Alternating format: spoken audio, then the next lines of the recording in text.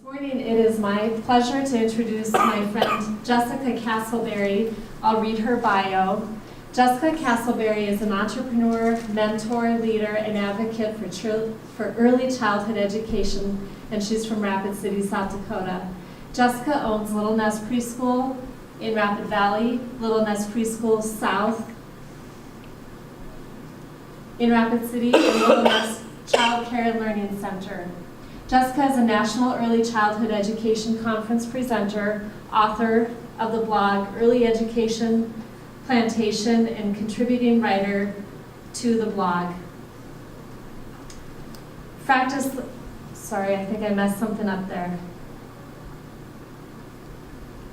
Oh, she is a contributing writer to the blog that's called Practice Learning, London, United Kingdom.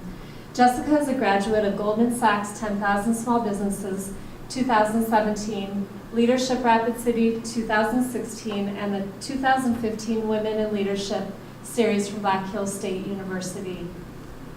President of the South Dakota Association for the Education of Young Children, and serves on the board of directors for the South Dakota Association of Child Care Directors. Jessica is dedicated to mentorship, professionalism, and early education leadership. Jessica lives in Rapid City with Mr. Yellow Boots, her children Noah, Cordelia, and Claire, and Annie Oakley, the best Aussie dog, and Cumulus, the worst tabby cat. I give you Jessica Castleberry. Good morning. As Leah mentioned, my name is Jessica Castleberry, and I'm excited to share my story with you today. $3, $20,000, $500,000. We're going to start with the middle. We're going to go back to the beginning, and then we'll end, with the end. And I'll try to keep to my 6 minutes. In 2006, I was divorced, living downtown, with 3 children under the age of 4, and $3 in my checking account. I was working as a patient care technician for Regional Health, and in December, January, and February, there were times when my van was not running and I had to walk from my apartment downtown to the hospital to do my 12-hour shifts. So I was able to transition during that time to teaching voice lessons for Haggerty's Music Works. I was able to go back to school, finish my degree, and became an instructor for a school district in our area, not the Rapid City School District. I quickly became disillusioned with the process at the school district and decided to open Little Nest Preschool out of my home.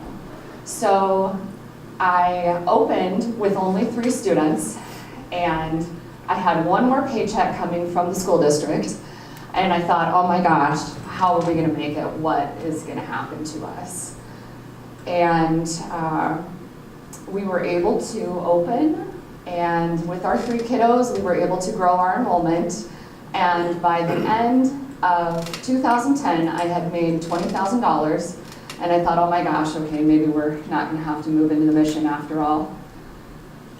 So we kept going, and I ran Little Nest Preschool out of my home from 2010 to 2014. But I started to feel really compelled that we needed to be offering more quality care and education options for children in Rapid City. I saw a really big need for that. And then also more quality job opportunities for early childhood educators, increased pay, increased benefits, and quite frankly, just a positive work environment. This led to opening our first center location, which is in Rapid Valley. If you go down the road and up the hill and around the corner behind all the call centers, that's where we're at. We have been there since 2014. A lot of people don't know that because we're hidden in the background. So again, with this big expansion, we were now at 54 students at this facility, and one of our biggest challenges was finding quality staff. And so that's when I started a lot of my advocacy work and talking to early childhood educators about the importance of professionalism and ongoing education and training and certifications. And so that's when I started presenting and teaching within Rapid City, within South Dakota, within Nebraska and North Dakota and Wyoming, and then eventually on the national level. With this work, I also became the president of the South Dakota Association for the Education of Young Children and started looking at the bigger scope. Working with, if anybody's familiar, working with Billy Sutton on his early childhood education council bills that he introduced the past 2 years. I worked with him very closely on those. Going to DC, meeting with our representatives, talking to them about what our needs are for early childhood education. And kind of a side caveat in how what I do affects everyone. What we do helps support the workforce. And so for all of you who have employees or people that are in clients that are coming to you, the quality of what I do affects directly the quality of what you are able to do. So it's something I'm very passionate about. So we're going down this journey, and I've been we opened the first big center, and I'm getting involved on the national level and doing all of these things, and had been accepted into what's called the Goldman Sachs 10,000 Small Businesses Program, which if you have not looked into that as an entrepreneur, I highly encourage you to do that. If that's a hat that you wear, this program is really invaluable. But one of the things that it pointed out to me, if you look at our growth chart, you see us down in 2010 with our amazing $20,000 that we made, and then all the way up to 2016, you see the biggest growth pattern there was when we moved from being an in-home center to being a commercial center. But you see that our revenue starts to flatline again. And so I realized that if we were going to be able to increase our profit margin, then we were going to have to look at what our options were for expansion. So that led to opening our second location, which is down on 5th Street. And this is a quaint, wonderful facility, only 30 students. It's a former dentist's office. We have sinks in every room. It's a dream come true. By the end of 2017, we had made $500,000. So that's kind of the middle story. So let me go back to the beginning, and then we'll end with the end. I grew up in Rapid City. I grew up in a house with no electricity. We did really weird things like read books, go outside. It was a very strange childhood. In middle school, I had the opportunity to take an elective course, which was preschool as a second language at what used to be Dakota Middle School. And so that kind of planted that seed back in the 8th grade of what I thought I might really want to do. When I was a teenager, I worked for the Storybook Island Children's Theater. And my very first job out of high school was at a local large daycare. I worked there for 1 week, and I hated it. And I said, I love working with kids. Why would I be in this environment? And I vowed that I would never work in a daycare again. I spent the next 10 years teaching specialized classes. So I was teaching for children ages 3 through 5, yoga classes, music classes, dance classes, art classes, theater classes for community theater, Adult Art Center, Academy of Dance, all of those kinds of places in town. So after the divorce, I wasn't able to do those things anymore. So I was working as the patient care technician in the newborn nursery, of course, because I love those little people. And was able to go back to school and was able to continue down that journey, which eventually led me right back to where I started, which was within a school district. And then unfortunately, witnessed things there that had been the same things that I had witnessed in the daycare center. And I thought, I've come all this way to be back right where I was, right after high school. So that's what compelled me to open up my own center and to attempt to get other people to embrace the vision that I have for working with young children and the way that young children should be treated. That brings us to Little Nest Childcare and Learning Center. I was not looking to open a third business. I had someone walk into my second location in January, and he left his business card and he said, "Tell your owner I have her third location." And my manager gave that to me and I said, "We just opened our other location 6 months ago, that we were not looking to expand." But I thought, there was a day when I couldn't get a realtor to call me back. And so I will go down and I will visit with him because we'll be looking someday, and you guys know it's all about community relationships. It's all about getting to know other people. And then I loved the location. And the realtor happened to be a former school superintendent. And so we really connected on his vision for education and my vision for education. And quite frankly, the price was right. So we started the process in January. And we opened our doors on September 4th. We offer a premier indoor play space. It's over on East St. Pat. And we were able to expand our services for infants and toddlers. So I've had people ask, what has led to all of this? What do you think has led to the success that you've had? And my biggest piece of advice is to be able to balance your best business practice with your passion. You can't be too much one way or the other. If you're all just business and black and white and everything's numbers and you forget about the people that you're working with every day, then you're not going to make it. But if you're all passion and you're all heart and you're never looking at the logistical side of things, you're not going to make it either. You have to be able to do both. Another question is why? Why do you do this, and why 3 centers, or why, how can you work with kids all day? And there's a myriad of things that I get asked. My biggest why is because of the impact on our community. This is only about half of the staff that we have right now. We're having a big staff meeting tonight, so we'll have an updated picture. A lot of the people in this photograph, this is the emotional part, are people just like me. They are people who love to work with kids and know how important the work that we do is. They're also people who maybe missed opportunities or needed opportunities. And so we have so many people in our community who are in that position. It is very important to me, being in the position that I am in now, to be able to provide opportunities. The last thing that I'd like to note in my story is I don't have a rich family. I don't have a rich husband. I didn't have anybody to bankroll me on any of this. I also never received any child support or any kind of government assistance. And so that's something else that I like to add, because I think that when you see a story like this, you might assume, oh, well, I'm sure her family gave her a loan of 50 grand, or I'm sure that, her husband was supporting her little side business. But that's not the case.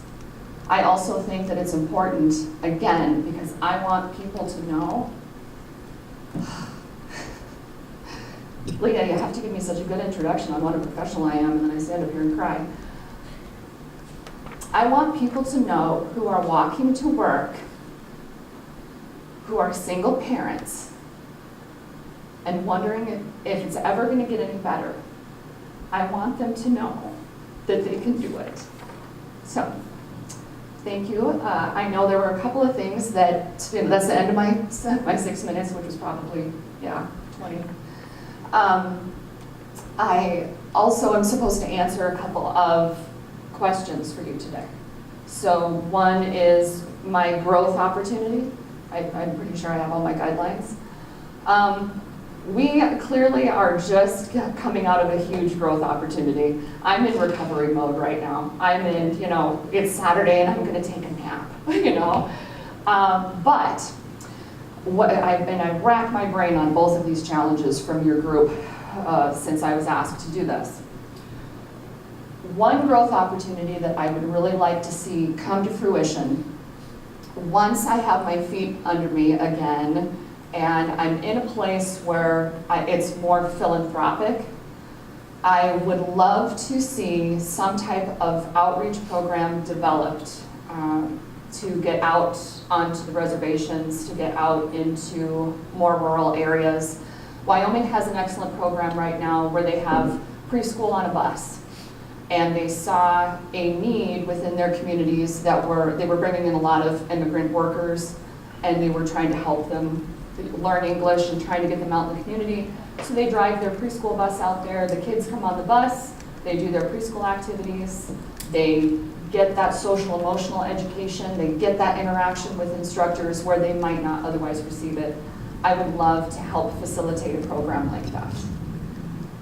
Hi Jessica, Marie with Edward Jones. And actually this is a two-part, one is a compliment and then leads into a question. So it's probably been 2 weeks since I've been here and you were in the audience at that point and you were giving a suggestion to Rich, I think it was, about how you grew your business through referrals, that was your biggest referral source, and you did a referral palooza. So I just suggested that to a client of mine. She loved the idea and is implementing something very similar. It's going to be a little bit different for her business. So what a great suggestion. Just wanted to let you know that I've passed that on to some folks. So with that, what are some other things that have been successful in growing your client base and finding ideal clients? I think that the most important first step was defining that ideal client. We had to really sit down and think about, who are the people that we really want to be able to do business with. And especially in a business like mine, basically anyone who has a child is a potential client. But we wanted to really narrow that down to people who were really invested in their child's education, people who were going to take that seriously and be good partners with us. Also, people who wanted extended learning opportunities for their children, where it wasn't, we're really trying to hone in on people who aren't just going to walk in the door and say, hey, watch my kid for 10 hours, and then not want to communicate with us, We can help those families too, and maybe mold them in that direction, but as far as other things that have helped with growing the business, the big thing that I had talked about was that online referral, that the online referrals are huge for people who weren't there that day, your online reviews, and it's hard to get them from people because people are always willing to go on and put on that bad review. Everybody's always willing to let the world know how angry they are, but trying to get people to share their joy or their support is a much bigger challenge, but we're definitely living in a time when people are giving as much weight to an online review as they do to actually talking face-to-face to a friend, which is kind of a scary statistic, but it's true. Other things that we've done to grow, we're really active in the community.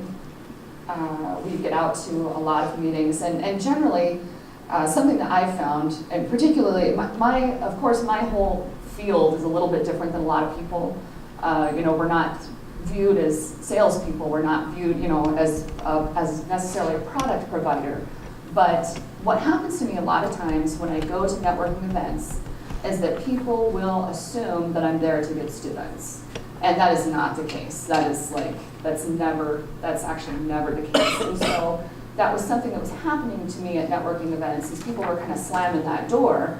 You'd go to a chamber mixer and you'd introduce yourself and say, hi, I'm Jessica and I own Little Nest Preschool. And can't tell you how many times people would say, I don't have a preschooler, and then turn around or start looking, okay, where's the more important person I needed to talk to who's in this room, because I'm not going to waste my time. I think that the 1 million cups philosophy, which is a philosophy of other organizations too, but having a really compelling introduction for yourself. So if you're looking at how really trying to leverage your networking. So if you're talking to people that if you're giving people advice, it's really having a compelling introduction for other people that leads them into asking why. or, tell me more about what you do, versus saying I own Little Nest Preschool, being able to say I help facilitate the professionalism of early childhood educators. And people are like, what does that mean? They want to hear a little more about that. Something else, you guys are going to realize I was the wrong person to ask questions because I love to talk. Something else is really being focused on how I can help others.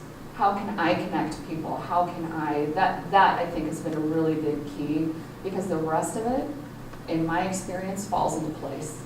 If I build a reputation as somebody who's constantly trying to help others and connect other people, then people remember that, if that makes sense.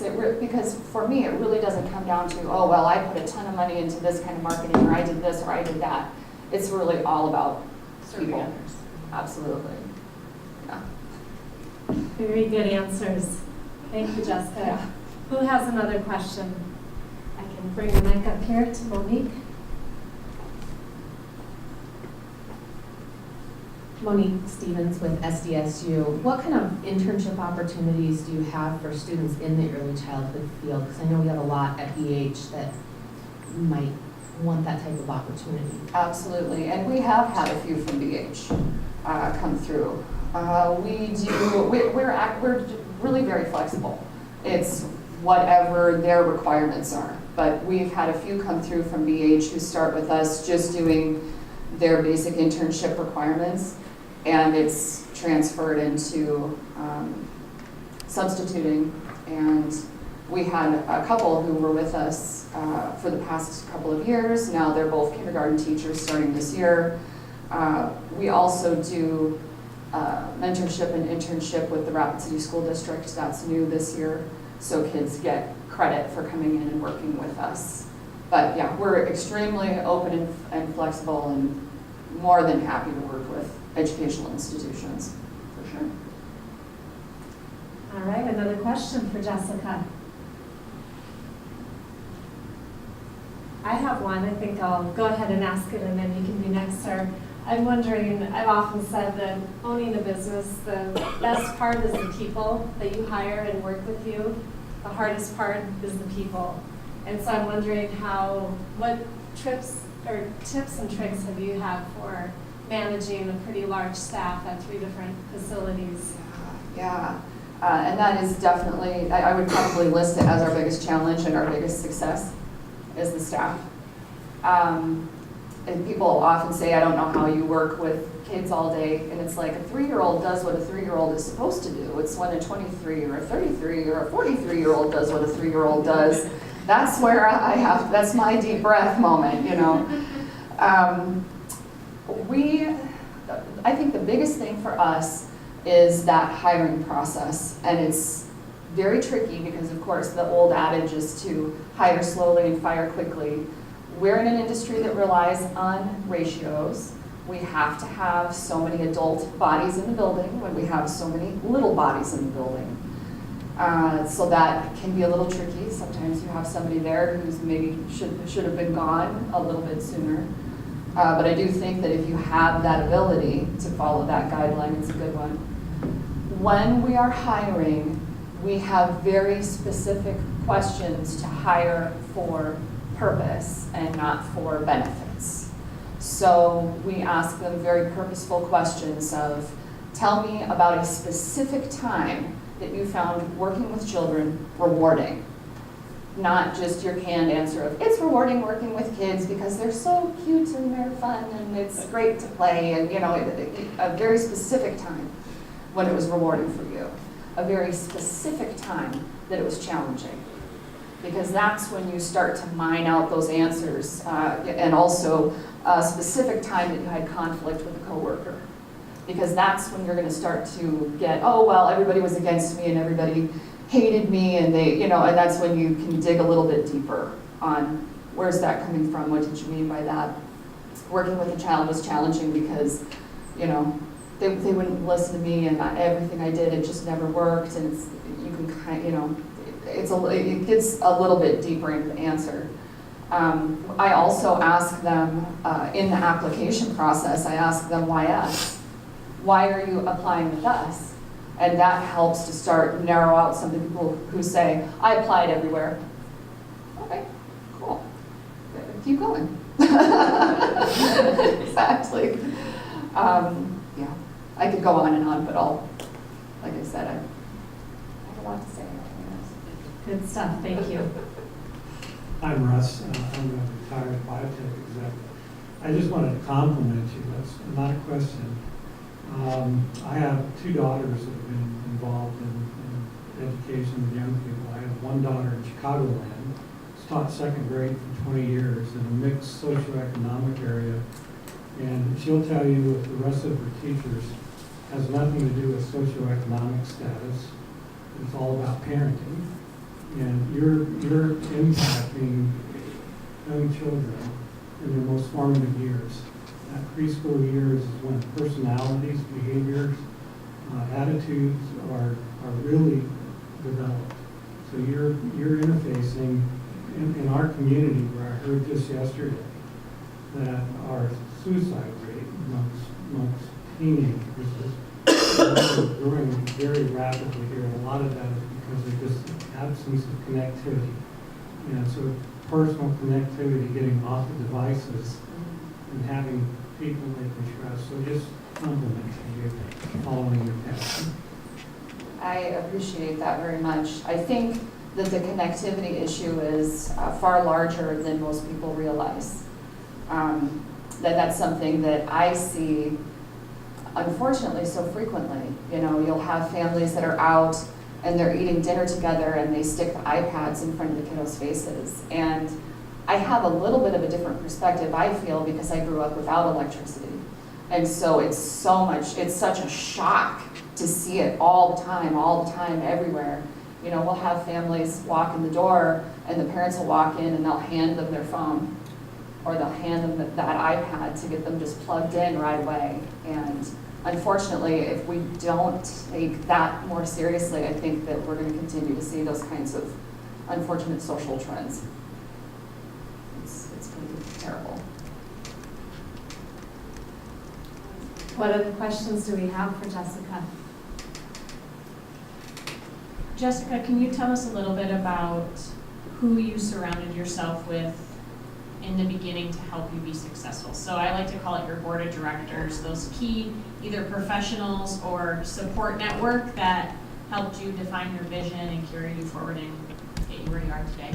That's a tough one, because that's actually something that I had visited with someone about a couple of years ago. I had gone to, for those of you who are familiar with Terry Haverly, I had gone and talked to her. She was a senator. And she had, at one time, 5 different child care centers in the Rapid City and New Underwood area. She was a senator. She had, so I had asked her. And so I'll share with you her advice, because it's something that I'm still working on. She had said that you should have 3 key groups of support people, that you should have your closest friends and family.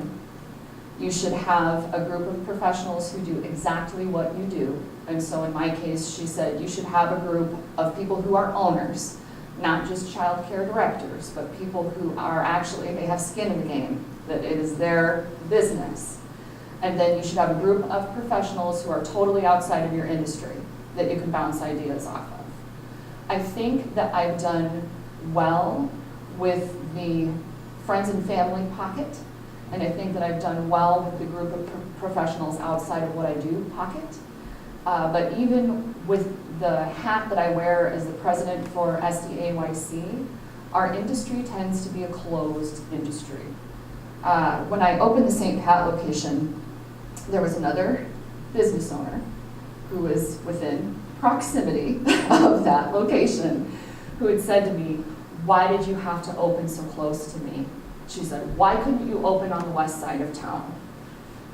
And I said, "Well, slow down here. Let's talk about this for a minute."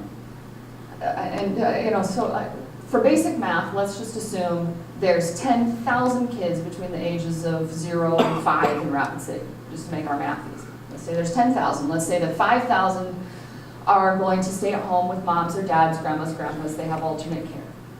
So that leaves 5,000 kids with families who are looking for care. I said, can you take 5,000 kids at your facility? And she said, no. And I said, well, I can't either. So we need to support each other as quality businesses in the same field. Other fields have professional organizations that where everybody meets and they do trainings and they do networking, that this is something that we can introduce in early ed as well. I have not found that to be the case on the eastern side of the state. They're very open, they communicate very well, they share resources, they share substitute networks. Oh my gosh, it would be amazing if we could get something going on the west side of the state. But that hasn't been, that is one little missing piece right now.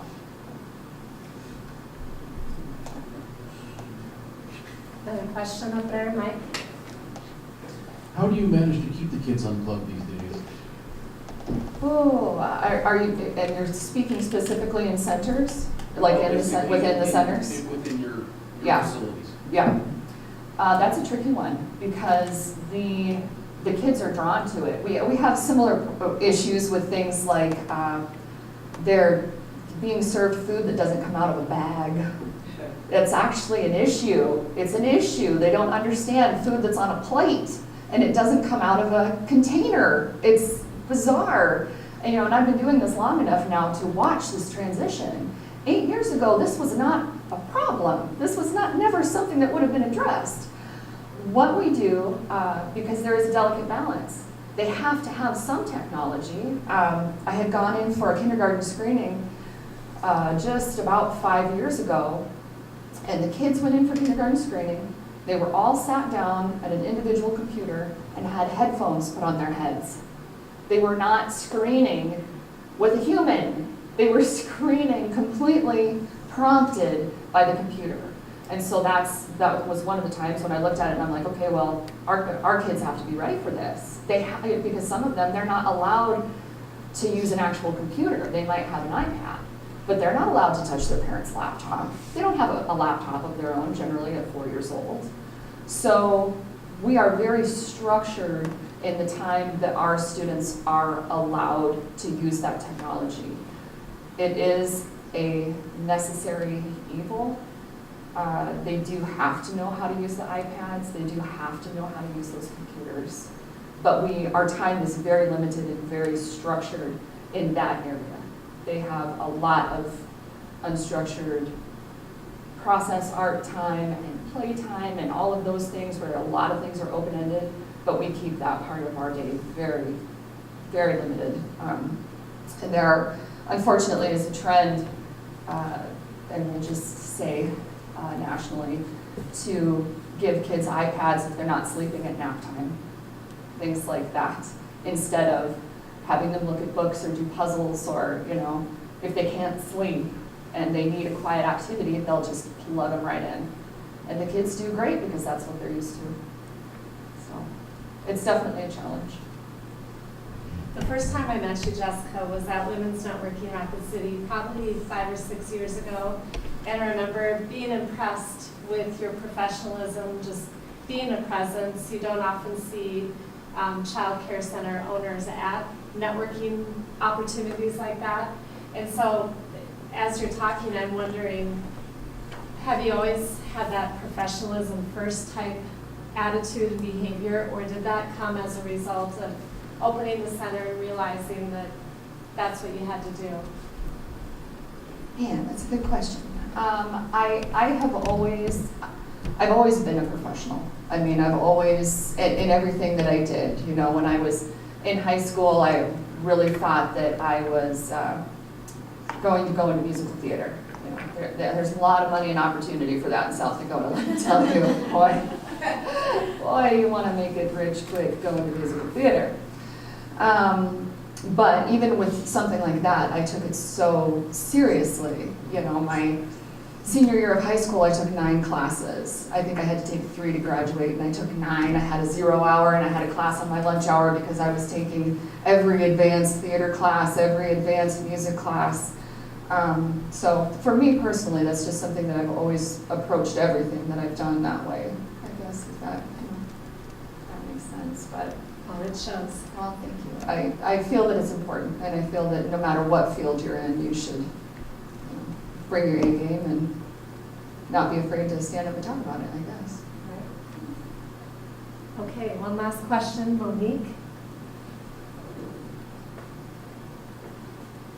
You talked a little bit about your professional development. What do you do for your staff, and how do you create that atmosphere of continual learning for them as well as your students? Absolutely. We have a couple of different ways that we do that, and one of them we're expanding on right now. One thing that we do that's very, very simple is we do a weekly blog. And so we have an internal, private, confidential blog, and every single week everyone receives this assignment. Last week was something as simple as talking about how to run a quality-free art center within your classroom. This week we're discussing what our core values are. So we have our 6 core values for our company, and then everybody picks one and shares a story about how they showed that core value within the past month. So that's kind of a connectivity, kind of an ongoing training. That's something that we can kind of watch for where are maybe some trouble spots, or something that we maybe need to review or reintroduce for people who are new. That's on the small end of the spectrum. On the larger end of the spectrum, we do actually work with the SDSU online training program. They have a great training package that you can purchase for up to so many employees, and then they can customize which classes they choose. And one of the neat benefits to that for us is that those hours can actually be applied to what's called their Child Development Associate. And so they can accidentally get credentialed and have the opportunity to move on to bachelor's degrees and things like that, which if we could all accidentally earn a degree through our workplace, we would have a better world. So that is another one of the things that we do. But I do also send my staff to networking events. I have put staff through the Women in Leadership program at Black Hills State. I send them to trainings through the chamber. I also have a pretty, I don't want to use the word aggressive, but it's very defined management training program that all of the managers get very specific training on interacting with people, managing people, trying to inspire positive work environments, things like that. The state requires that we have 20 hours of training per year. My staff probably receive closer to 100 just because of what we do.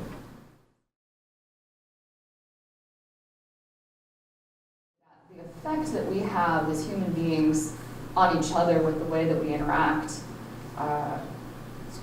creates the most change. We all have the power to affect other people's days for the better or for the worse by the words that we use and the things that we do. So my big ask, as strange as that may seem, is just to go out today and to do one random kind thing for somebody else. To step out of your bubble, to step out of your focus of what we do every day, and we're so busy, just to spread a little good.